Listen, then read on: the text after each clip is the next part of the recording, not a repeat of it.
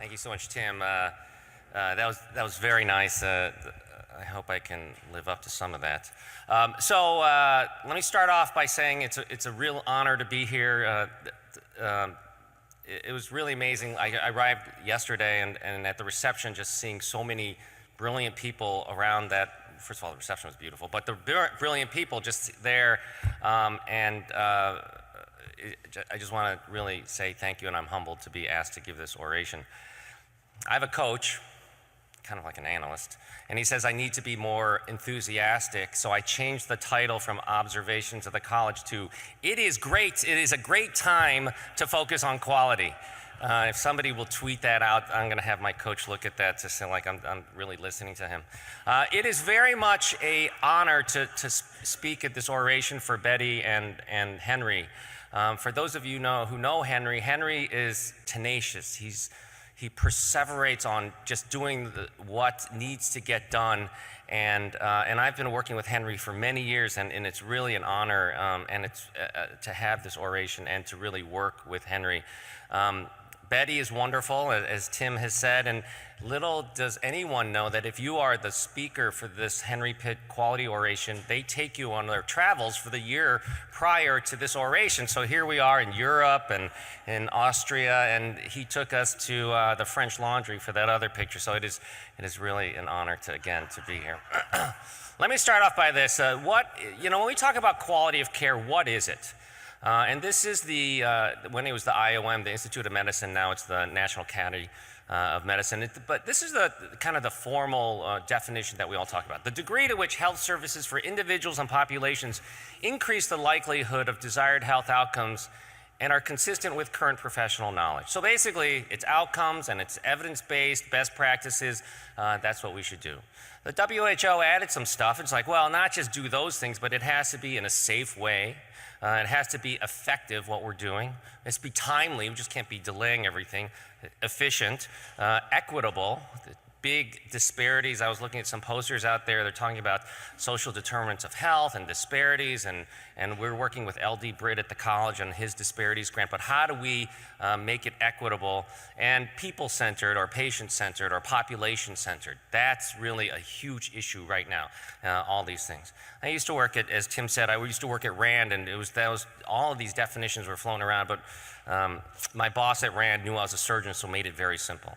It's the right treatment for the right patient, the right site, right timing, and it's done right. And effectively, that's what we are trying to do every single day for every single one of our patients. That last line, the right treatment, appropriateness, timeliness, efficient, cost-effective, value, all these words that we're hearing is what quality is. Now, from the college standpoint and from every one of you, your standpoint, there's a lot of different perspectives on quality.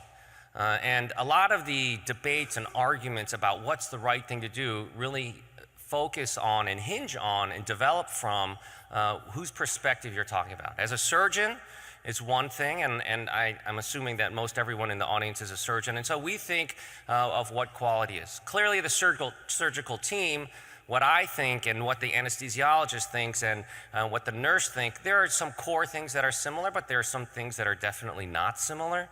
That gets into the issues of like, well, it should be like this, and anesthesia thinks it should be like this, and then sometimes anesthesia and surgery butt heads.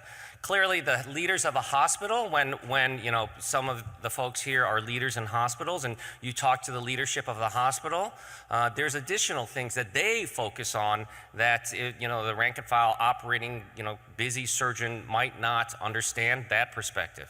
Clearly, our payers, CMS, the largest payer in this country, has its own perspective. Private payers have theirs. If they're for-profit, they have increased other issues in their perspective. And finally, the patient's perspective. And as we talk to patients increasingly more, and they're studied increasingly more, and we ask for their opinion increasingly more, we see that there is a wide spectrum of what their perspective is depending on a lot of things, a lot of the characteristics of patients. The mission of the college, and if you ever go into in Chicago and you go up to the boardroom, this is the mission that's right there on the wall, and I know a lot of you have been in that room. The mission is dedicated to improving the care of the surgical patient and safeguarding standards and optimal ethical environment. But it's really focused on the patient. I can tell you that when we have these debates in that boardroom with the Board of Regents and the Board of Governors and the leaders of the college, it is really getting down to like it'll boil down to what is the right thing to do for the patient. Yeah, the hospitals are important and the surgeons are important and surgical team is important, whatever, but what is the right thing to do for the patient? And I think that a lot of times when we hear talks and we hear things, that remembering that we're doing this for the patient is a key thing when we are talking about quality. The problem is that sometimes that priority is not the only priority we have to do, and it's really incumbent on us to align it, understand other priorities, understand other perspectives, and see how much can be aligned. The college has a number of divisions in it, so 4 main divisions. The division of membership, which Patricia Turner leads and has all the organizations and all the committees and whatnot. The DC office, which is led by Christian Chaljan and Frank Opelka, who do all the health policy items and the payment issues and go up the hill and legislative things. Education, I know a lot of people in the room work with Sachdeva, Dr. Sachdeva, and the education and all the materials that he develops. And the 4th is this, and it's the Division of Research and Optimal Patient Care. And it's basically the division of quality and safety. And I think that I'm biased because I work in that division, but this is the best division in the college. And this is the division from which the leaders of the college, when they got together in 1913 to kind of bring this all together, it was really about doing what's right for the patient and how do we do it. Ernest Codman, the picture that's probably very small and you can't see, he is everyone knows Ernest Codman. He's very famous for wanting to have data. How are we doing? Once we know how we're doing, let's compare how we're doing, and then let's see what somebody else is doing if they have better results. That was Ernest Codman 100 years ago. Charles Mayo of the Mayo Clinic said we need to have standards. When we go into a hospital, they have to meet some level of standards so that we can operate safely on these patients. And if there's no standards there, it's the wild, wild west in this hospital, we should not operate there. So he was very instrumental in starting what the standards are of a hospital. Now it's kind of changed a little bit and the Joint Commission got involved and all that, so it's kind of a little different than what he had envisioned, but basically it is to attain quality.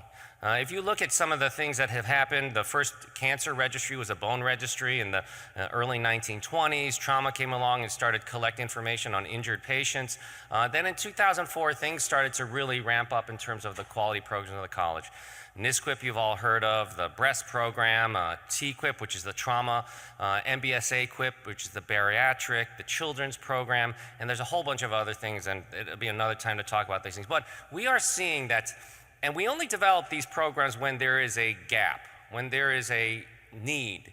And we're reticent to do that, but as people come like Keith Oldham about 3 or 4 years ago is like, children's surgery is awful in certain areas. We need to, what Charles Mayo did, we need to develop standards so that we have an anesthesiologist who knows how to work with somebody this size. So we have people who, after we do the operation, can take care of them after we do our operation and it's a safe place. And setting those standards, and as we visit those hospitals now, that divide of what is care, what is quality is surprisingly large, unfortunately, but hopefully that will decrease.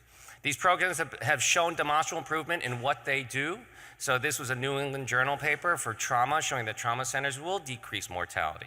Bariatric is one of the successes probably in surgery where maybe 10 years ago the mortality rate of bariatric surgery with data was about 5%. 1 out of 20 people would die in an elective operation. Now it's less than 0.1%. The operations have changed, the education has changed, and it's not just obviously the verification program, but it is a lot of things coming together. But within the span of a decade, the results of that has gotten much better. They need to now work on, I think, other things of the comorbidity resolution and things like that, but the first part about the safety and mortality improved. Clearly, cancer program with the adherence to compliance with cancer principles. NSQIP has shown improvements. We have recently started working with the University of Washington folks with the Strong for Surgery and then implementing that out of the college for pre-op readiness, the enhanced recovery. We have this project with ARC, which I'll talk to you about, that putting enhanced recovery principles into, and I know for a lot of the operations that you all are doing, there's a lot of protocols, and these things work.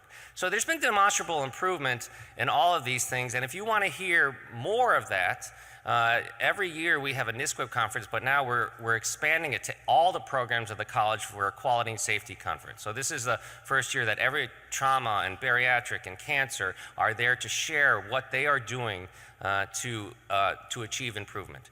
There are cross-cutting things, there are very specific things, but if you can imagine all the hospitals sharing what they're doing in achieving improvement in surgery and the surgery-related disease.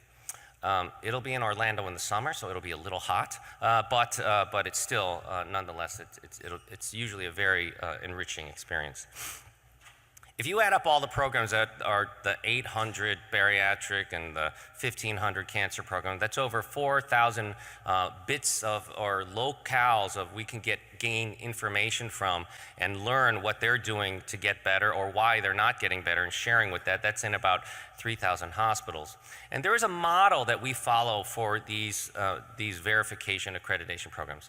And so this is, I think, is really important. And I'll tell you that some of our programs follow this and other programs are being developed to follow this. So the first thing is standards. And sometimes people are like, that's stupid, I know what I'm doing, I don't need to follow these standards. And a lot of times when we think about standards, the places that don't do standards well are the ones that drive us crazy. So sometimes when the Joint Commission comes, it drives us crazy because their standards don't always align or their perspective of what they're doing doesn't always align with what we're doing clinically and we're taking care of patients. However, as we get more focused in developing standards for what we want to do, so for trauma or for, I know some people in the room are in the complex GI committee that we're working on standards for complex GI surgery. The standards should be really focused and meaningful, clinically relevant. And so it's really important to identify those standards that are meaningful and that are achievable and feasible. A lot of these standards have to do with having the right infrastructure. And I know that probably everyone in the room understands that sometimes we're giving marching orders, but we don't have the right infrastructure. We don't have resources, we don't have time, it's a lost leader kind of thing. And so anything that happens like that and like, oh, you can do it on the nights and weekends is not gonna be sustained. We can get it to work for a month, we can get to maybe a quarter, but it's not going to be sustainable if that infrastructure is not there. And we know that happens clinically in our programs, in the operating room, or in anything. If those standards and that infrastructure is not there, it will not be sustainable. And so that is very key, that before any of us start anything, we have to know that we're set up to succeed, because a lot of times, at least when I go visit hospitals or when the group of site visitors visit hospitals, if it's not set up appropriately from the beginning, there's a good chance it is not going to succeed. And no amount of hard work, no amount of brilliance in our minds of all these things is going to make that work if those two things aren't there. Clearly, data is very important, because having those things without the data, you don't know if you're getting better or not. You don't know where your problems are. And one of the things that we want to use data for is to figure out where we're not doing well. We have found that the data obviously need to be appropriate and meaningful to the field that we're doing, but that's what we should be using data for, to figure out where we're doing well, to figure out where we're not doing well, and it harkens back to what Codman said. Collect it, review it, see where we're doing well, see where we're not doing well. Now, clearly, there are other things that we do with the data: analyze it, do investigation and research. We're working with some of you on a trial based on the database, and it's very important. The lesson that we learned for data is that data alone, without the standards and infrastructure, usually doesn't work as well as it should. So one of the things that we learned from NSQIP, and NSQIP is now in its like 10th, 11th year, is that if we, and there are about 800, 900 hospitals in NSQIP, when we give NSQIP, arguably one of the best risk-adjusted outcomes databases there are in surgery, when we give that to hospitals, there's probably about 20% of hospitals that know what to do with the data and can effectively use it. And they're the people the places that you would think. Largely, they have the knowledge base of what to do with the data, what it means. Largely, they have the infrastructure to do something with it. Largely, they have standards that are set up so that they can effectively use that data. A lot of places are just kind of straggling along, and they kind of do the nights and weekends things where they're trying to act on the data. But it is not ideal. It is not optimized. And so when we look back at our NSQIP experience and we look at the great hospitals and do what this hospital does, do what this hospital does, they have time set aside for this person to do this, or they have a team working on this and whatnot. And it's not after I finish, 2 huge operations and that evening I'm going to have to do something. Putting that stuff aside, having the right infrastructure and having the standards there is really important. We've since developed some stuff to go along with our registry-only projects or programs, and I'll get to that in a second. The last part of this the principle of the quality programs in the college is the verification piece. Now, some people it's an audit, it's a site visit, and whatever, we call it different things, but it's basically the idea of the college for a verification visit is to verify, just to verify that the infrastructure and the standards are there. It's not to say that you give amazing care and you are a brilliant surgeon or a brilliant surgical team or whatnot, is that the infrastructure is there, that you have a leader, that you have a team that is looking at it, that you actually discuss your data, that you actually do quality improvement. And it's just to verify, it's just a check. It's not very difficult, even though if people are site visitors here, they think, maybe it is difficult. But it is really something that is important because it's a third party coming in to verify that. And so it's kind of like a test. If I didn't have a test, I might not study as hard. So really, the verification piece is an important part, but the real reason is just to verify that these things are there. After maybe 3 or 4 years ago, when a bunch of people were looking at NSQIP, and I told you about the issue of the people who know what to do with it and the people who don't, we said, all right, we need to take some lessons from all these places, these 4,000 places across all of our programs, and put it into a book. And we need to write like a quality manual. Not a textbook of the history of this and that, but a quality manual of how you do it. And so I know there's a number of people in the audience who are authors on this. There are over 180 authors on this, but it is basically a quality manual. And from somebody who is in a surgery department, whether it's a leader in the surgery department or somebody who's really focused on quality or who wants to do it, we wrote this book. And within the college, it was called the Quality Manual, the Quality Manual, the Quality Manual. Well, as you know, the executive director of the college is Dave Hoyt, who is a trauma surgeon. And in trauma, their manual, their quote-unquote trauma quality manual is called the Optimal Resources Guide for Trauma. And they talk about the resources and standards, just like that prior slide, of what is needed for trauma. And so when it came down to naming this book, I'm like, I think we should call it the Quality Manual. Like, no, we're going to call it the Optimal Resources for Surgical Quality and Safety. I'm like, all right, you're the boss. That's what it's going to be called. Nobody can remember the title, so they call it the ORSQS, and nobody can remember those letters. It's not very, and so then people call the OR sucks. And so we stopped calling it any of that, and now we just call it the Red Book. So if you hear anyone from the college say the Red Book, this is what they're talking about. But more to the point of what this book is, it's really a distillation of a lot of experts and a lot of lessons that we have learned and seen and identified in these 4,000 places of how to do, offer, implement, and sustain surgical quality.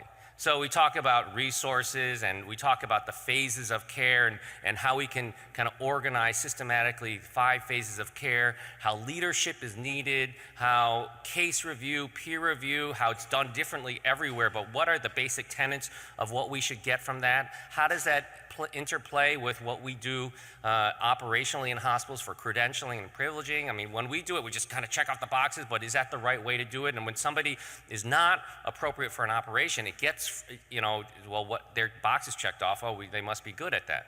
Well, do we use the quality data and the quality program to understand who's good and who's not good? How do you implement FPPE and OPPE? And for the people who have to deal with that, you know what I'm talking about. But that is, how do we make people who are good even better? Reliability and culture are very important. And there's other things of just, how do you deal with disruptive behavior? How do you deal with what is when we are teaching and mentoring and training? All these things put together, and so we call it the Red Book. We are probably, I'm not sure that this is what type of program this is, but this is in line to be probably a verification program that is going to be a foundational program for all of the college programs ahead. We know that there's way too many to keep track of, and so it's going to be packaged together. But this one, the principles in this book are going to be foundational. So whether you have a trauma program or a cancer program or none, this program is basically the basic foundation of what we believe a surgery department should have in terms of a foundation for doing quality care, which is what everyone wants to do because everyone's mission is largely the same in terms of that. So please look for that. We're going to start site visiting, and we were asked by the DOD to help those hospitals. We were asked recently by the VA to help the VA hospitals. There's a number of hospitals that have already kind of raised their hands, like, come visit us first. We want to look at this. So we're going to start some pilots, but this will probably be out next year in 2019. For those of you in NISQIP or some of the other programs, you've seen this graph. We call it a caterpillar plot, and each one of these, kind of the yellow dots, is a point estimate, and for a hospital, and the up and down line is the confidence interval. And a lot of times, whether we use O to E's or odds ratios or whatnot, the red line is the kind of the cut point and borders. The hospitals down here are the low outliers, and these are the ones that are doing better than expected, right? Their mortality is lower than expected, their SSI is lower, and their outcomes are better than expected. On this side of the graph, with the confidence intervals not crossing 1, these are the hospitals that are high outliers. They need improvement. So whether this is the trauma program and how they deal with brain injury, or the neurosurgeons and how they do readmissions or whatnot, there's a lot of times graphs like this. What this is just a representation of benchmarking, and we're graded on this curve. And of all the things that the reports that the college gives back, and in all of our programs, we have literally hundreds of thousands of models that we give back that are risk adjusted. Our statisticians go crazy, but it's basically this. It's just where do we stand? And so, I don't know if does this pointer work? Yeah. So the hospitals, when we give this report, the hospitals in your right and the high outliers, they call to it's a very busy time for our complaint department, which is usually me. They say, your analysts are wrong, the stats are wrong. I think you have the graph upside down because we should be on the other side, whatnot. We do our due diligence. The stats people look at it, the data people make sure the cuts are correct and whatnot. Virtually all is right. No, you're there. So happy they're looking at their data, but they really want to know, well, how do we get better? Even the hospitals that are here in the middle, they're doing as expected. They take care of sick patients, and your complication rate or your mortality rate or your length of stay or whatever the metric is as we would expect if we take a whole bunch of hospitals with millions of data points, that you're doing as expected. But when they see the hospitals over here, like, what are these hospitals doing that really are getting them better than expected? And so a lot of times, we can't tell exactly who those hospitals are unless that hospital says, yeah, we'll talk to other people or we'll share what we do. We do it a lot of times at the Quality and Safety Conference. But I wanted to just give you 3 things, very simple. And usually when I speak for a smaller set, I can go into more detail. But here's the gist of what usually happens. So what did these places do to get better? So the first thing is this. Better hospitals knew how they were doing. They really looked at their data. The corollary to that, it's really important to have good, accurate, and believable data, and I'll get into that with some of our opportunities later in the presentation. So they looked at their data. I can't tell you how many times, so I'm a colon surgeon, and how many times I go to a hospital, and I know a lot of the colon surgeons just because there's not that many, and they're kind of friendly. And we talk, and we're just like, wow, what's your SSI rate here at this hospital? I'll ask that. Because I know at UCLA, and I hear Vache here, we're always working on our SSI rate because it's really too high. And they don't know. A lot of times they do not, I don't know. It must be really good because nobody ever has told me anything. I think it's 0. Like, all right, that's ridiculous. So people, if they don't know their rate of complications or their rate of problems, are not going to be fixing anything. So hospitals, the better hospitals, the ones on that far left side, really set up, and this is part of that infrastructure and standards, set up kind of interval times when these things are reviewed. And it's reviewed like, all right, our SSI rate's really low, we're doing really well, at least we know it. Or our SSI rate is kind of creeping up, we have to start thinking about that. They knew what their data was. This is a graph, and I like showing this because it's from 10 years ago, so and it's a whole bunch of hospitals. But in the cancer program, about 10 years ago, there were performance measures that came out in the NQF. One of them was stage 3 colon cancer should receive chemotherapy. Now, there's a lot of reasons that the rates are low, whether it's data accrual or the patient is lost and because they get chemotherapy not at our hospital, but somewhere out in Bakersfield or whatnot. But if you look at the hospitals that had opened their reports and the hospitals that did not open their reports, there's a clear difference. And so knowing how you're doing is really important. And if you visit a hospital or your own hospital and you say, how are we, if you don't know how you guys are doing, whether it's the huge department or your section or you individually, it's something to consider because the hospitals that don't look at their reports usually don't do anything. The second observation is this: the better hospitals, the hospitals on the lower left, really sought to incorporate standardized evidence-based practice. And we, if there are medical students and residents in the audience, like this is what we tell you guys every single day. Best practice, what's the evidence, all this type of stuff. Well, evidence-based practice, a lot of times to our residents is like, well, if it's not a level 1 RCT, multiple RCT thing, I'm not going to believe it, I'm not going to do it, and then we're going to do whatever we want. We know that most of the things that we do every single day is not RCT based, and it's a lot of times it's going to have to be a lower level of study design of what we do. And so we take the best literature that we have, and clearly we always want to be investigating and contributing to the literature, but it's not always there, and sometimes we need to the multiple RCTs need to be done even more because the generalizability of these RCTs, and everyone knows this, is not always great. And so how do we put all these things together? An observational trial versus an RCT, and put all these things together. We just have to put the best research evidence together, but we need to marry it to clinical expertise. If there's somebody in the hospital who did 1,000 Whipples and there's no RCT and there's an observational thing out of this Whip or some other thing, putting those together makes total sense, and that's absolutely what should be done. There's some things that are never going to be studied. There's some things that are studied but studied poorly. Putting those things together so they make sense clinically is really important, and that happens locally, but probably I think when we train our residents to say it has to be the best research evidence or nothing, that is a wrong message, because it has to be married with clinical expertise. Increasingly is the patient values and preferences. We're looking into a lot of the geriatric care, and this is one of the prime things. We have a project where we have 50 stakeholders, many of them patient groups and whatnot. They said if you do anything, make sure that when care is given that it aligns with the patient's goals.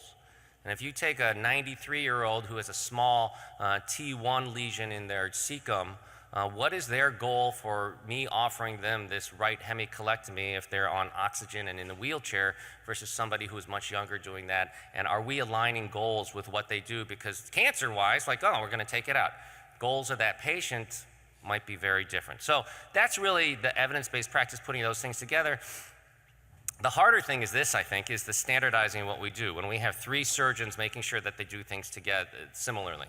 I know at UCLA when we tried to get the colon surgeons to get together to kind of agree on, 10 principles, it took us 2 years to do that. And it was not easy. And people were kicking and screaming. And some of us, there's three of us who trained at the same place, at Leahy, and we still are arguing. But standardizing, there's many reasons to standardize, and I don't have to go into that for this audience. It's really important to do. And when we see places that intently standardize what they're doing across their service line with the surgeons and it's not just the surgeons, it's everyone, it's the whole team standardizing what they're doing, it's much more effective, it's much more efficient, it's much more timely, it's much more all of those words that people talk about in quality. When we go to a place and every person, whether it's anesthesia, surgery, whatever, thinks they're an artist and like I'm creating a masterpiece every time I touch a patient and it's different and it's different and it's different, that it's a setup for things that are missed. And so standardizing is the key thing. I know that most of the ERAS protocols have been in colon surgery, but I see increasingly more in hepatobiliary. We started a program of ERAS several years ago when we wanted to learn, is this really implementable? Should everyone have the same protocol? Do we individualize it? We called it ERAS and NISQIP, and we called it ARIN. So if you hear people talk about ARIN, that's what this is. And we had these experts from the colon community call out, 12 or 13 things, and they're largely the same wherever you go, and largely as we're kind of going through other abdominal procedures, they're largely the same. But the key thing about ERAS and the principles are this. It's across multiple phases, so there's pre-op stuff, there's intra-op stuff, and there's post-op stuff. A lot of the advanced even things are post-discharge stuff, and it's multidisciplinary. So there are processes in here that are just anesthesia, like stop flooding my patient with all the fluids you're giving because that leads to an ileus and then they stay forever. There's definitely things that the nurses do in the pre-op setting, the post-op setting, surgery, mid-levels, and all that. So it's a multidisciplinary, multiphasic, standardized pathway. And it's very purposefully done. Not everything in this pathway is RCT based.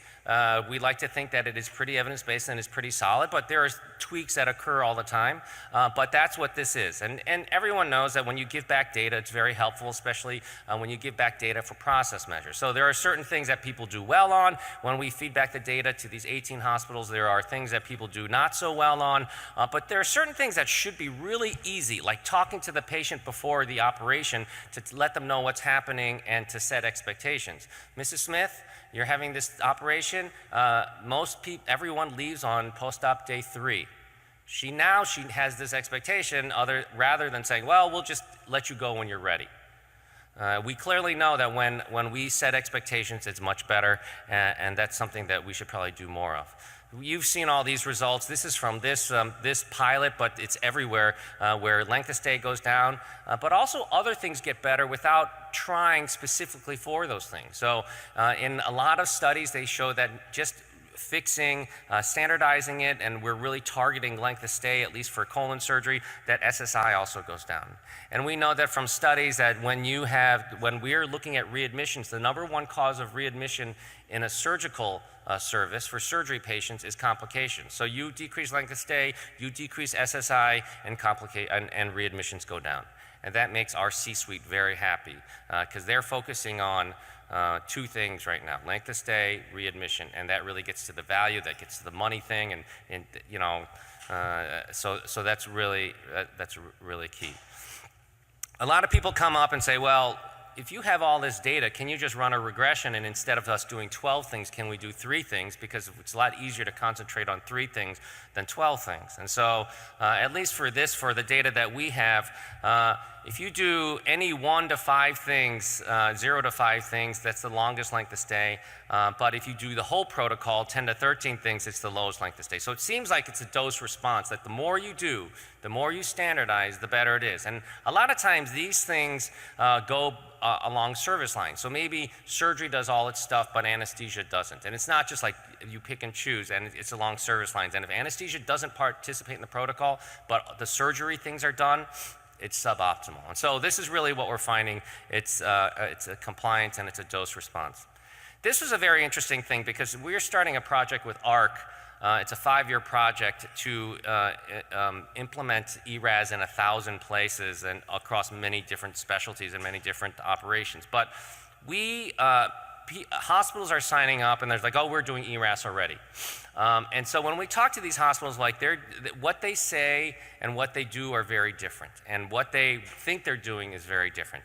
We started to collect data on this, and we started to get some results and outcomes for this. And we really want to see, all right, what are the key things of not just the processes, but what you do with the data and how this works. And this is kind of what you would expect, but now we have some numbers. So when people are just collecting data, when people are having the data reports available, because like, oh, we don't feed it back, we just make it available for everybody. Or we primarily take the data and we feed it back to our leadership. Or we take it back to the front line. As you would expect, it's going back to the front line was the only statistical association with getting better. And it totally makes sense. The nurses are helping us get the patient out of bed and walking them, and we tell them what their compliance rate is. It's actually 30%. We need to do a better job. Telling the C-suite that, just making the data available, not good enough. So this is really key, and it kind of goes to that first observation, is people have to know how they are doing. The third observation is this. When we talk about standardization, or when anyone talks about standardization, one of the first responses is that, well, that really cuts innovation. Because if we standardize, we're never going to think out of the box and do things differently. We're never going to kind of advance the curve. And so if you look at hospitals that don't really kind of purposefully standardize, these are the hospitals. They get better, they get worse. They get better, they get worse. And a lot of times, I know that I worked with somebody who was running one of our hospitals and said, well, our report is bad. We just wait till the next report because we'll get better. And not really doing anything. So the second type of hospital is this one. They standardize everything they do. And so, and this is a lot of probably our hospitals. Like, this is the way we do it. And that's great. We standardize the things, and this is the way we do it. The problem is that we've been doing it since before electricity was invented, but we still do those things. The hospitals that really are the ones that are on the lower left side that are getting better purposefully standardize and then change. And then they standardize when they find something good, and then they innovate again. And they keep on doing that in a very purposeful way. This delta between what the baseline is and this is because of purposeful, continual purposeful innovation. Now, there's two things here. People hate change. People love innovation. It's basically the same thing, so it's probably better to call it innovation than change. The second thing is this. When do we start to innovate? Like, do I just have some idea in the shower and like, all right, we're going to change something? No. We do it with data. When people's caterpillar plots or when your control chart or whatever starts showing a slippage in the data, the SSI is going up, our readmissions are going up, the length of stays are going up, we got to change what we're doing. And we're now starting to figure out, well, why is it, if you standardize, why are things changing? It's little things like the OR manager changed, or do we change this one little soap, or the Foley kit is a different Foley and it doesn't come with the stuff in it, so we have to open up more stuff and we forget half the time, whatever. But when the data tell you that something is off, that's the time to figure out something different. And so it's really the standardization does not stop innovation. It is just kind of figuring out when we should be innovating. So, look at your data, standardize, change when needed. But I was supposed to get through that part of the talk very quickly, and I clearly didn't. But, because this is the meat of the talk, and I will stop on time, so don't worry. There are really additional things right now in 2018 on which we should really, I believe, just kind of seeing what I see, hearing what I hear from the college standpoint, or even locally at UCLA, that we should really intensely focus. So, the first thing is data. And I talked about data from the very beginning. Look at the data, and I talked about Codman and all that. But over the next, 5 years, maybe less, for the residents in the room, they always tell you, like, always give a range because you're less likely to be wrong. So anywhere over the next 1 to 20 years, there is going to be an explosion of data, of information, and of analytics. And this is coming from the college where we have 7 or 8 different registries or whatnot. It's going to be way beyond that. And it's going to be, we're limited by, I hate saying this, but we're limited by what we can imagine. So if you think about Codman 100 years ago, we should, say that the patient had a gastrectomy and had a leak and whatever, to 100 years later, we have NSQIP. The VA did NSQIP in 1990s with Shuki Curry out of Boston, and a lot of those thought leaders there. It was brought to the college, it was expanded to the private sector. Now it's in 15 countries around the world. It is using registry data, clinical data, which is really important. Now, since that time, there are over 300 registries in healthcare. So clearly we're getting more data from that, but it's only, very limited in what we do. If we think about all the data that we can get from our EHRs, and that's what this is supposed to be, there's a lot more data in the EHR. The interoperability is going to get much better and much better. Already at local sites we're seeing this, that we're going to get increasingly more data out of the EHR. We are wearing mobile devices that tell us how much sleep we're getting, what time we wake up, how rested we are, what we're eating, healthy or not, how many calories we're expending, how much we're doing things that, in moderation or not, how much we're exercising, how much movement we're doing, how many calories we're burning, how many steps we take.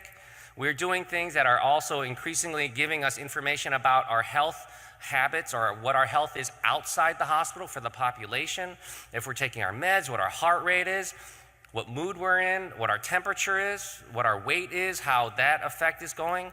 We obviously have a lot of genomics data and all that, and everyone seemingly in LA is doing the 23andMe thing and telling me that they're actually all half Indian and whatever, American Indian. And then we're starting, as we get to these pieces of social determinants of health, because there's a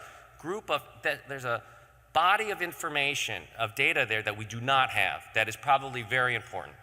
And it's called the social determinants of health, and however we define it, education, socioeconomic, whether we're in a rural setting, in an urban setting, all of these things are out there and way more.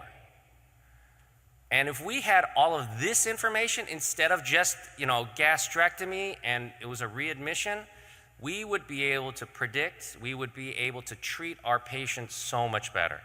And this is just all the stuff that has a little icon in Microsoft PowerPoint that I could fit on here. There's a ton more.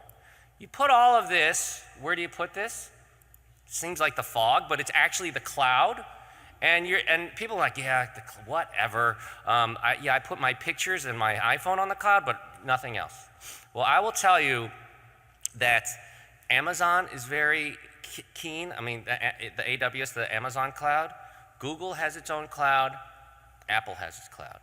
These three giants in data and technology have clouds, and they right now are fighting over the space for health information to be put into their cloud. This is going to be, and when they work on it, it is very different than other places work on it. This is not kind of a groundswell of small places doing this, although there are smaller companies doing this. It is three big, successful giants getting into this space. And there's a lot of reasons for that, but for us as providers of healthcare, this is a huge opportunity. Because when we have all this data, we're going to be able to look at a lot of different things and take care of patients a lot better. Having all this data here gets to the point of how do you analyze it? How do you analyze this, even with the Genome Project, how do you analyze all of that stuff and make sense of it? Because it's much more than we can handle in our brains. So how do we analyze then? The Genome Project is one small piece of it and then align it with all this other stuff. Well, clearly there's a lot of things, and you've heard IBM with their Watson and everyone has their own piece of artificial intelligence or pattern recognition thing, but it's happening right now. In your iPhone, if you say, find my sister, without anything, that software will find my sister and all the other pictures that she's in. That is the pattern recognition. What that means for us in healthcare is radiology, it's going to be very different. Dermatology, looking at a lesion, a rash, very different. Pathology, very different. It's going to be pattern recognition. As we develop, or not we, well, collectively we develop all these things, we're going to have so much more information at our fingertips.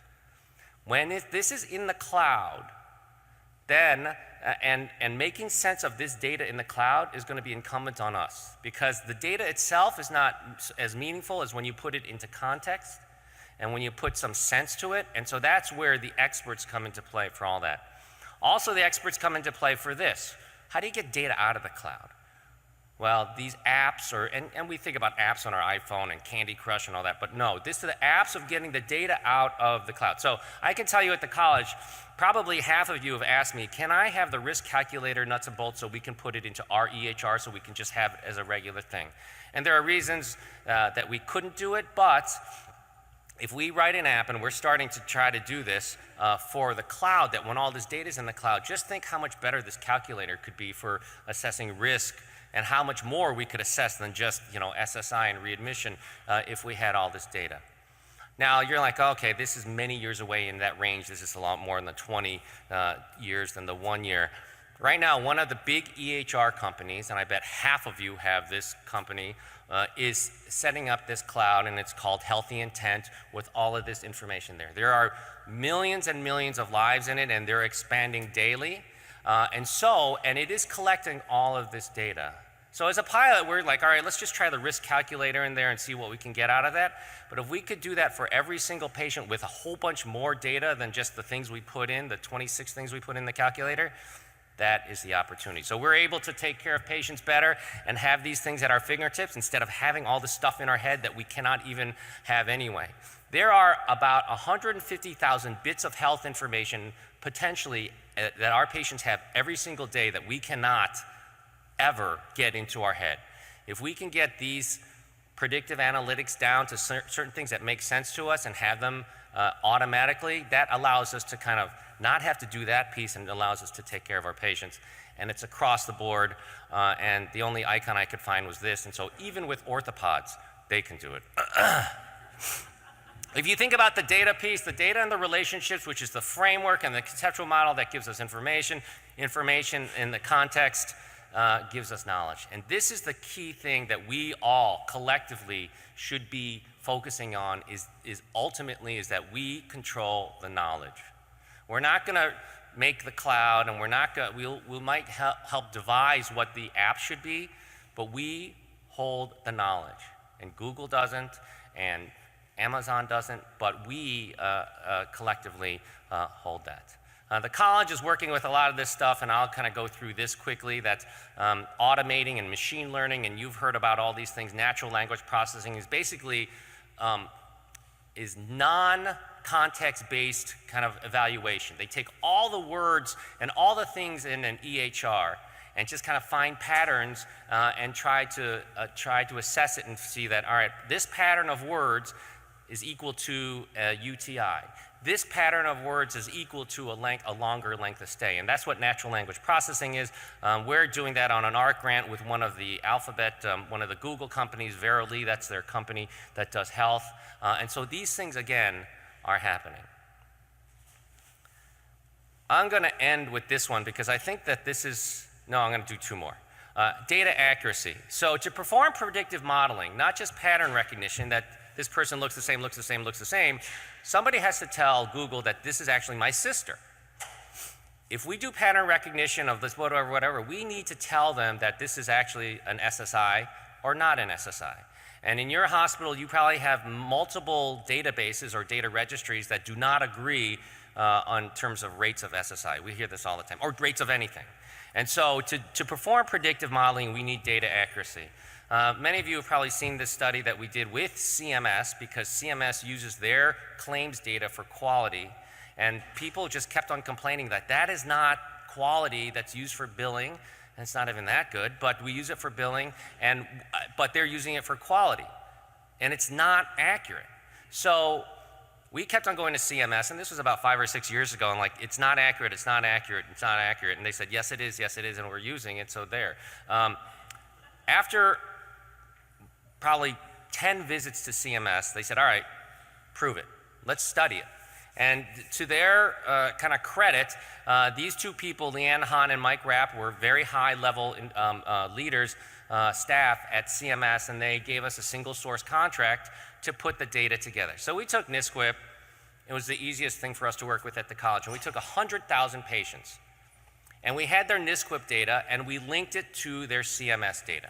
So for 100,000 patients, we had NSQIP clinical risk-adjusted outcomes and all the data that a lot of you have SCRs who are perseverating on the definition of whatever, and their CMS data. So we could compare and combine and test it. The bottom line is this. Administrative data had poor sensitivity and had high false positives. So let me give you some numbers. SSI is the most common complication in surgery, and we always talk about SSI. The sensitivity in claims data for finding a problem in NSQIP was about 50%. So if we want to do quality improvement, we miss about 50% of our SSIs. So that, people might say, oh, that's okay. At CMS, they said, that's okay because we can just multiply that number by 2 and we'll get the real rate. Take that as an I said. They weren't really impressed with that. But when we gave them this next number, they kind of canceled the rest of their day because we really had to talk about this.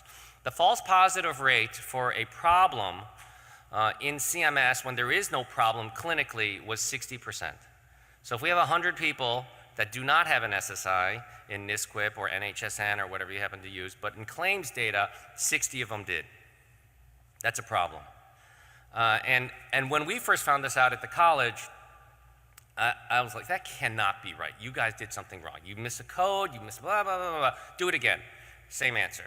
Took it away from Mark, gave it to Christopher. You do it and don't talk to Mark, who's two of our statisticians. Same answer. Took the data back to LA with me, gave it to somebody at RAND. They got the same answer. So how can false positive rate be 60%? We started to search everywhere. Something wrong with the blah. It was the coding definition. If we type in post-op day 5 after a colon, I'm like, please get a CT scan, rule out infection. If that word is in there, the coder's right infection. Unless somewhere later in the chart, there is no infection. Radiology is like, well, consider, this long list of things, so that doesn't help. Unless somebody else writes in there no infection, the coders put infection. That is why. It's the definition. And they're not, and ICD is the international classification out of the WHO, and they're not changing that. That's the way it's coded. So this is a reason why we can't, or it's very difficult to use certain things in claims databases for looking at quality. And a lot of the things that we look at that are meaningful are these types of things. So when I talk about predictive analytics, appropriate and accurate data are essential because otherwise the predictive analytics, if it's done with garbage data, we're going to get garbage predictive analytics. That's key. The last thing is this, and I'm going to take 2 minutes to go through this.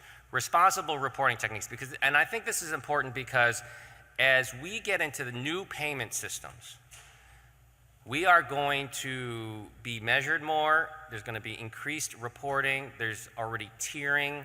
As the bundled care and the ACOs come into play, there's going to be increasingly more data. And how that data are analyzed and how that data are reported is very important for all of us. So we all know that risk adjustment is important. So if you take, unadjusted results and you take this, it's hard to see, I can't even see it up here, the number 36 hospital out of 40, when you risk adjust, maybe they get better because they take care of the sick patients and they're doing better than expected, whereas hospitals that kind of skim from the top and if it's unadjusted, they do well, but when it's adjusted, they might not do as well. Clearly, risk adjustment is important, and we all know that. And even anyone who says outcomes, oh, it has to be risk adjusted. Okay, so that's key. Sample size. How much of a sample size do we need if we're going to measure individuals, whether it's a hospital with the numbers that you do or a surgeon with the numbers that we can do, is what makes it reliable. And a reliable estimate is like, and we all know this, if it's a not reliable estimate, we can have a point estimate, but then the confidence interval is huge and you can't tell a difference. And if you can't tell a difference, we cannot rank people and we cannot tier people and we cannot do that statistically, even though that is happening. So understanding this aspect is key. When we looked at NSQIP data of individual surgeons, just to give you an idea of the numbers needed, to tell two surgeons apart with SSI, and this is 3 years worth of data, is we needed to have 254 cases, and in the database of 3 years worth of data, only, with 1 year worth of data, only a third of the surgeons did that.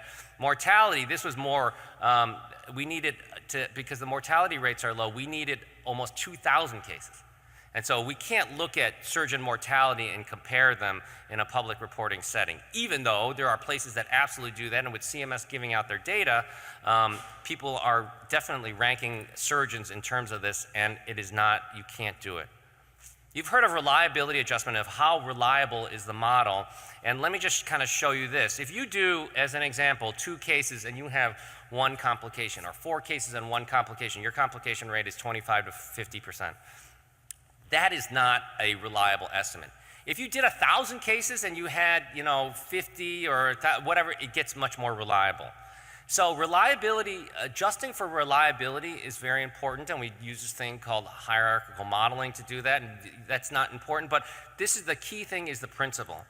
If you have a surgeon who does, or a hospital that does 4 and have 1 complication, their rate is not 25%, probably, and so when we estimate how they're doing, we control for that. And so likely it's if things regress to the mean, there's a very kind of technical statistical way of doing this, it goes back to the mean. So whether it's somebody who has 1 complication out of 4, or maybe has 0 complications out of 4, like I had 0 complications, how come I'm not the best surgeon in the universe? Well, it's because of reliability adjustments. And so we adjust for reliability.